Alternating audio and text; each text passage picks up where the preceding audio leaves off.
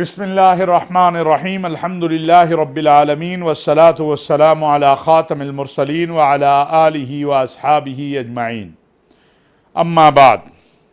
ناظرین و سامعین، السلام علیکم ورحمۃ اللہ وبرکاتہ۔ ناظرین، چند چیزیں حج کے حوالے سے ہیں۔ بہت سارے دوست پوچھتے ہیں تو میں نے کہا عرض کر دوں، چونکہ حج کے ایام قریب آ رہے ہیں، لبیک اللہم لبیک کی صدا لگ رہی ہے، اور مجھے کل اسلام آباد ایئرپورٹ پر جانے کا اتفاق ہوا۔ میں دیکھنے گیا کہ طریق مکہ جو سعودی عرب نے پروگرام جاری کیا ہے، جو 5 ملکوں میں اس وقت چل رہا ہے، پاکستان بھی اس میں شامل ہے، کہ جو بہت بڑی سہولت ہے حجاج اکرام کے لیے کہ آپ کی امیگریشن، آپ کا کسٹم، سب کچھ اسلام آباد ایئرپورٹ پر ہو جاتا ہے، اور وہاں جب آپ اتریں گے، بس میں بیٹھیں گے، اپنے کمرے میں پہنچ جائیں گے، آپ کا سامان وہاں پہنچ جائے گا۔ تو یہ بہت بڑی ایک سہولت ہے جو سعودی حکومت نے دی ہے اور جس پر کام ہو رہا ہے۔ تو میں دیکھ رہا تھا، سفید ریش بھی ہیں، اپنا بوڑھے بھی ہیں، جوان بھی ہیں، اور سب ایک ہی صدا کے ساتھ جا رہے ہیں کہ لبیک اللہم لبیک لبیک لا شریک لک لبیک ان الحمد والنعمت لک والملک لا شریک لک۔ ایک یہ جو صدا ہے، یہ ہزارہا لاکھوں اربوں غلامیوں سے آزاد کر دیتی ہے۔ یہ ایک صدا جو ہے وہ لاکھوں کروڑوں سجدوں سے آزاد کر دیتی ہے، اور اگر یہ صدا دل سے نکل رہی ہے تو پھر یہ صدا یقین کامل کے ساتھ اگر نکل رہی ہے تو یہ دنیا پر واضح کر دیتی ہے کہ ہم جس خالق و مالک کے ماننے والے ہیں، وہ احد ہے، الصمد ہے، وہ حی القیوم ہے، وہ قادر ہے، وہ قدیر ہے، وہ علام الغیوب ہے، وہ حاضر ناظر ہے، وہ مشکلوں کو حل کرنے والا ہے، وہ حاجتوں کو پورا کرنے والا ہے، وہ میرا اللہ ہے، اور میرا حج بھی اللہ کے لیے ہے۔ یاد رکھیے، یہ جو عادت ہمیں پڑ گئی ہے کہ ہم نے جہاں بھی جانا ہے سیلفی بنانی ہے، ویڈیو بنانی ہے، وہ بیت اللہ ہو، وہ مسجد نبوی ہو، وہ روضہ رسول صلی اللہ علیہ وسلم ہو، وہ عرفہ ہو، منا ہو۔ یاد رکھیے، یہ جو ریا ہے، اللہ ہم سب کو بچائے، میں اور آپ سب اس میں شامل ہیں۔ اللہ جن کو بچاتا ہے یا جو بچنے کی کوشش کرتے ہیں تو اللہ ان کو بچاتا بھی ہے۔ تو کوشش کریں کہ طواف میں، منا میں، عرفہ میں، مزدلفہ میں اپنی دعاؤں کے وقت جو ہے، نمازوں کے وقت اس سے دور رہیں۔ اس سے جتنا وقت اس پہ لگانا ہے، کیا ہو رہا ہے پاکستان میں، کیا ہو رہا ہے دنیا میں، اتنا وقت اس پہ لگائیں کہ یا اللہ پاکستان کے امور کی اصلاح کر دے، عالم اسلام کے امور کی اصلاح کر دے، یا اللہ فلسطینیوں، کشمیری مظلوموں کی مدد کر دے، یا اللہ ہمیں جو ہم معاشی بحران میں ہیں اس وقت، ہمارے ایک عدم برداشت جو ہے وہ ہمارے ہاں زیادہ بڑھتی چلی جا رہی ہے، ایک دوسرے کو قبول نہ کرنا، اللہ تعالی ہمیں اتفاق اور اتحاد کی توفیق نصیب کر دے۔ تو میں نے ایک بات تو یہ عرض کرنی ہے کہ اس مقدس سفر کے دوران جتنا بھی اس سے دور رہیں گے انشاءاللہ اتنا ہی فائدہ مند ہوگا۔ کوئی ضروری کال ہے، دیکھیں ایک وقت میں جب ہم نے 90 کی دہائی میں یا 80 کی دہائی میں یا اس سے پہلے جنہوں نے حج کیا، جب یہ ٹیلی فون کا سسٹم اتنا نہیں تھا تو خط لکھا جاتا تھا، 2-3 ہفتے میں خط آتا تھا، حاجی پہنچ گیا، پھر خط آتا تھا فلاں تاریخ کو واپس آنا ہے۔ تو اب تو میں نے خود 90 کی دہائی میں دوسرے تیسرے دن ہم گھر ٹیلی فون کرتے تھے، وہ بوتھ ہوتے تھے، ان میں وہ سکہ ڈلتا تھا، پھر کارڈ والا فون آیا، کچھ تھوڑی سہولت ہوئی، پھر موبائل آ گیا۔ تو یہ بھی تو وقت گزرا ہے نا ہمارا، یہ بھی تو ہم نے وقت گزارا ہے، جب 4-4 دن 5-5 دن جو ہے وہ ہم گھر نہیں اطلاع دیتے تھے، بتا دیتے تھے کہ آج پیر ہے، اگلی پیر کو فون کروں گا، آج فلاں تاریخ ہے، اگلی فلاں تاریخ کو فون کروں گا، اور سارے گھر والے انتظار میں ہوتے تھے کہ آج اس وقت ٹیلی فون آئے گا۔ اب کیا ہے، اب فون موجود ہے، اور پھر یہ ایک اور بڑی جو مسئلہ ہے کہ آپ اس ٹیلی فون پہ جب لگے ہوتے ہیں تو اس میں کوئی پابندی نہیں ہے کہ کون سی چیز آپ کے سامنے آ جائے، آپ کے اختیار میں ہی نہیں ہے۔ اب بیت اللہ میں بیٹھے ہیں، کوئی ایسی چیز سامنے آ گئی جو وہاں نہیں دیکھی جا سکتی، تو بہرحال انسان پریشان ہوتا ہے کہ میں اللہ کے گھر میں بیٹھا ہوں یا منا میں بیٹھا ہوں، اور تو جتنی احتیاط کر سکیں اتنی احتیاط کریں، استغفار کی کثرت کریں۔ اپنے آپ کو آپ نے، جیسے میں ہر پروگرام میں کہتا ہوں، ہر خطبے میں کہتا ہوں کہ اپنے آپ کو صحت مند رکھنا ہے آپ نے، اور جھگڑا نہیں کرنا۔ ارحم من فی الارض یرحمک من فی السماء، تم زمین والوں پہ رحم کرو تاکہ آسمان والا تم پہ رحم کرے۔ من لم یرحم صغیرنا ولم یؤکر کبیرنا فلیس منا، جو ہمارے چھوٹوں پہ رحم نہیں کرتا، ہمارے بڑوں کا ادب نہیں کرتا، وہ ہم میں سے نہیں ہے۔ تو جو چھوٹے ہیں وہ بڑوں کا خیال رکھیں، اور جو بڑے ہیں وہ چھوٹوں کا خیال رکھیں۔ اب ناظرین، ایک اور مسئلہ جو ہے وہ میں آپ سے عرض کر دوں۔ اس وقت سعودی عرب کی حکومت نے پابندی لگائی ہوئی ہے کہ احرام کے بغیر کوئی نیچے نہیں جا سکتا، یعنی طواف مطاف میں، اور یہ حجاج کی سہولت کے لیے ہے، زائرین کی سہولت کے لیے ہے کہ بھئی جو نیا عمرہ کرنے والا ہے تاکہ اس کو رش کم ملے، آسانی سے وہ طواف کر لے، صحیح کر لے۔ بعض ہمارے دوست دھوکہ کرتے ہیں، وہاں بھی اللہ کے گھر میں بھی دھوکہ کرتے ہیں۔ کیا کیا؟ کمرے سے احرام باندھا اور اپنی طرف سے بڑی نیکی کر رہے ہیں۔ علماء نے اس کو جائز نہیں کہا ہے، یہ دھوکہ ہے۔ جب آپ حج یا عمرے پہ گئے ہیں تو پھر آپ سعودی عرب، جب آپ نے ویزا لیا تو آپ نے ایک معاہدہ کیا ہے کہ ہم سعودی عرب کے قوانین کی پابندی کریں گے۔ اب آپ اس کی خلاف ورزی کر رہے اور دھوکہ دے رہے۔ اللہ تو نہیں پسند کرتا دھوکہ دینے والوں کو۔ وَأَوْفُوا بِالْعَهْدِ إِنَّ الْعَهْدَ كَانَ مَسْئُولًا، وعدوں کو پورا کرو، وعدوں کے بارے میں پوچھا جائے گا۔ اسی طرح سعودی حکومت نے، جو وہاں مقامی لوگ ہیں، ان کے لیے تصریح اجازت نامہ ہے حج کے لیے، بغیر تصریح کے حج جائز نہیں ہے۔ یہ فتویٰ ہے تمام علماء کا متفقہ۔ اب چوری چھپے لاکھ ہزاروں روپے دیتے ہیں ڈرائیوروں کو، پہاڑوں سے تکلیفات اٹھا کے کہ میں پہنچ جاؤں، اور پھر اگر پکڑے جاتے ہیں تو پھر وہ یا جیل جاتے ہیں یا وہ بسمہ ہو جاتا ہے، یعنی ہاتھ کے انگوٹھے لگ جاتے ہیں، نہ کہیں جا سکتا ہے، نہ آ سکتا ہے، نہ اکاؤنٹ کھلنا، نہ خروج، نہ عہدہ، اور مشکلات۔ پھر سفارت خانے کی طرف جاتے ہیں کہ ہماری مدد کریں۔ سفارت خانہ کیا کر سکتا ہے؟ سعودی عرب کے اپنے قوانین ہیں۔ سعودی عرب کو پاکستان کے قوانین کے تابع نہیں ہے، کسی اور ملک کے قوانین کے تابع نہیں ہے۔ تو تصریح کے بغیر حج جائز نہیں ہے۔ یہ جو اپنا بغیر، ہاں کوئی بہت بڑی مجبوری آ گئی ہے تب بھی آپ اوپر طواف ہو رہا ہے، اوپر کر لیں۔ اب تو اتنی سہولتیں ہیں، موٹر سائیکل ہے، ریڈی ہے، وہ جو ویل چیئر ہے، اور تو آپ وہ کر لیں۔ یہ سارا کچھ ممکنات میں سے ہے۔ اللہ کے گھر میں کم از کم جسے کہتے ہیں نا، دھوکہ دہی نہ کریں، اپنے وقت کو ضائع نہ کریں۔ آپ خواتین بالخصوص اپنے جہاں ٹھہری ہوئی ہیں وہیں پر نماز ادا کریں، انشاءاللہ ان کو پورے کا پورا ثواب ملے گا، بلکہ جتنا خفیہ نماز عورت پڑھے، چھپ کر پڑھے، اس کا اتنا ہی ثواب زیادہ ہے۔ تو اس کا بھی خیال رکھیں۔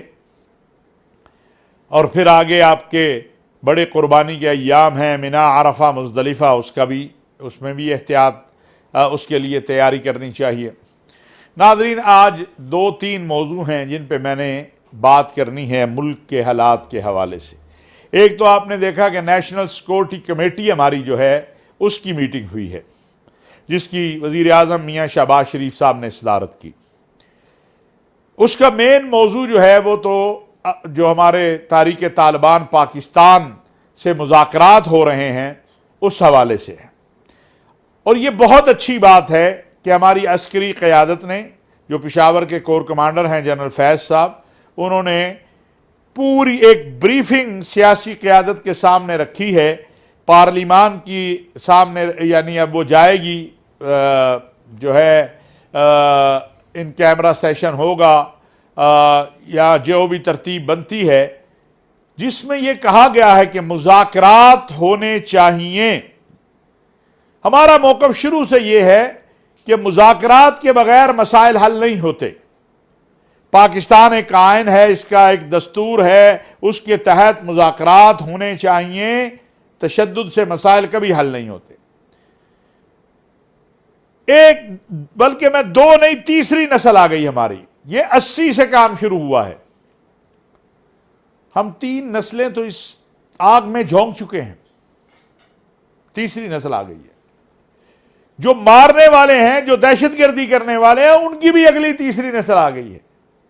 تو کیا ہم نے یہ خون بہتے رہنا چاہیے یا اس کو کہیں رکنا بھی چاہیے؟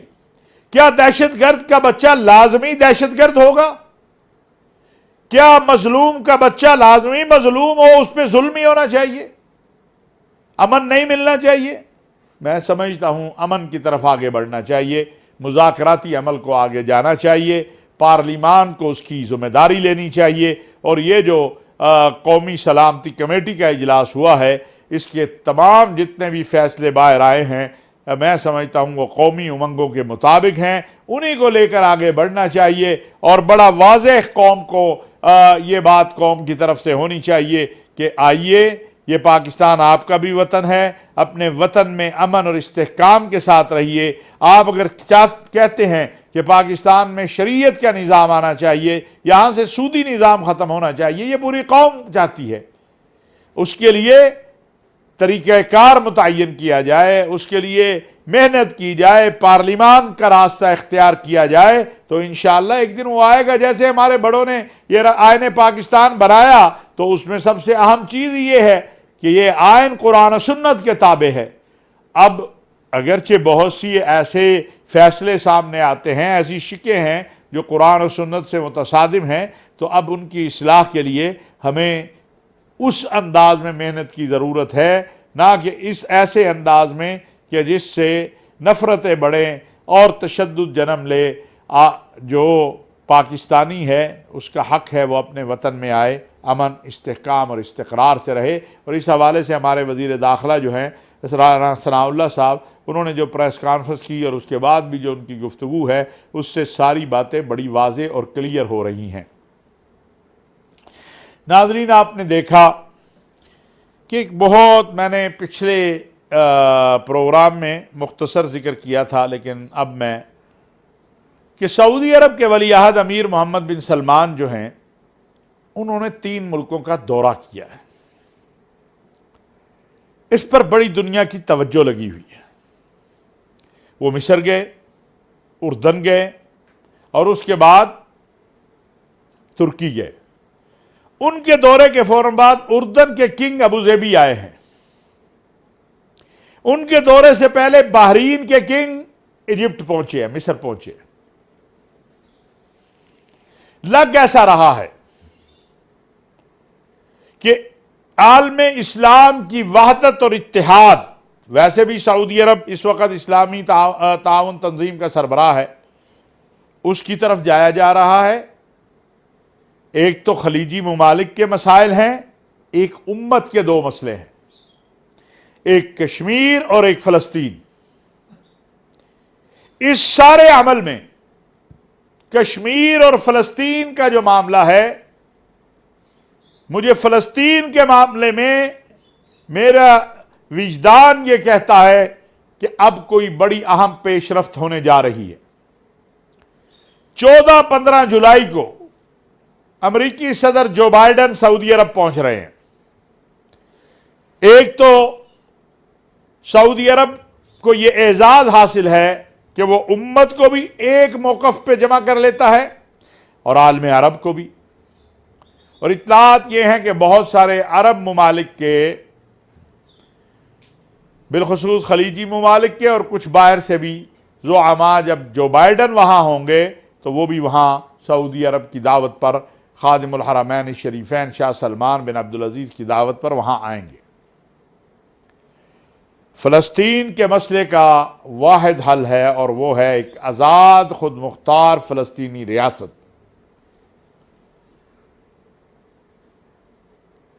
اس کی طرف آگے بڑھنا ہوگا۔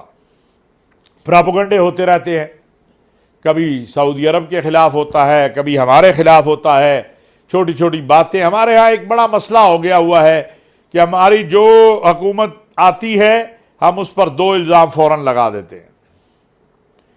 ایک کہ یہ تو جناب فلسطین کے مسئلے پر اسرائیل تسلیم کرنے جا رہی ہے۔ اس سینیریو میں کشمیر کی بھی بات ہو جاتی ہے کہ کشمیر کا بھی سودا کر دیں گے۔ پہلے جو حکمران آتا تھا اس پر مذہبی الزامات ہم لگا دیتے تھے. پاکستان کا موقف بڑا واضح اور کلیئر ہے کہ جب تک ایک آزاد خود مختار فلسطینی ریاست قائم نہیں ہوتی اسرائیل سے تعلقات نہیں ہو سکتے. اور یہی سعودی عرب کا بھی موقف ہے. اب اس حوالے سے کتنی پیش رفت ہوگی یہ تو آئندہ مہینے ہی پتہ چلے گا. لیکن سعودی ولی عہد امیر محمد بن سلمان کا ترکی جانا، اردن جانا، مصر جانا، اس سے عالم عرب میں ایک خوشی کی لہر دوڑی ہے. اس سے عالم عرب میں ایک احساس آیا ہے کہ باہمی اتحاد سے ہمارا معاشی، اقتصادی، اخلاقی، دینی ہر اعتبار سے ہم مضبوط ہوں گے اور آگے بڑھیں گے. اور امید یہ کی جا رہی ہے کہ انشاءاللہ بإذن اللہ تبارک و تعالی اس کے مثبت اثرات پوری دنیا جو ہے وہ دیکھے گی اور بالخصوص مسلمان محسوس کریں گے. ناظرین، آج کچھ دکھی دل کے ساتھ بھی باتیں کرنی ہے. یہ جو سوشل میڈیا ہے یہ بڑی قوت ہے، بڑی طاقت ہے، لیکن اس کا غلط استعمال، ایک غلط میسج کسی کو بھیج دینا، کسی پہ الزام لگا دینا، کیا اللہ کے ہاں اس کی جواب دہی نہیں ہوگی؟ آپ آئی ڈی چھپا کے کسی پہ الزام لگا دیں، تہمت لگا دیں. بدقسمتی یہ ہے کہ ہماری سیاسی مذہبی قیادت کو اس کو ڈسکرج کرنا چاہیے تھا. وہ خوش ہوتے ہیں کہ میرے کارکن نے دوسرے کے لیڈر کی بڑی تذلیل کی ہے، بڑی توہین کی ہے، جبکہ قرآن یہ کہتا ہے وَلَا تَنَابَذُوا بِالْأَلْقَابِ، برے ناموں سے نہ پکارو. پھر ہم دیکھا ہے کہ ملک کے سلامتی کے اداروں اور افواج پاکستان کے خلاف ایک کمپین شروع ہے. ابھی تو ضمنی انتخاب کہیں دور ہیں جو پنجاب میں ہونے ہیں. اگر کسی جماعت کے پاس یہ شواہد ہیں تو وہ سوشل میڈیا پر مہم چلانے کی بجائے الیکشن کمیشن کے پاس جائے، عدالت میں جائے، متعلقہ فورمز میں جائے، میڈیا کے سامنے شواہد لائے. ابھی آپ نے دیکھا، میں حیران رہ گیا کہ ایک ویڈیو وائرل کی گئی جس کے اوپر لکھا گیا کہ یہ سابق D G I S I general Shuja Pasha صاحب ہیں.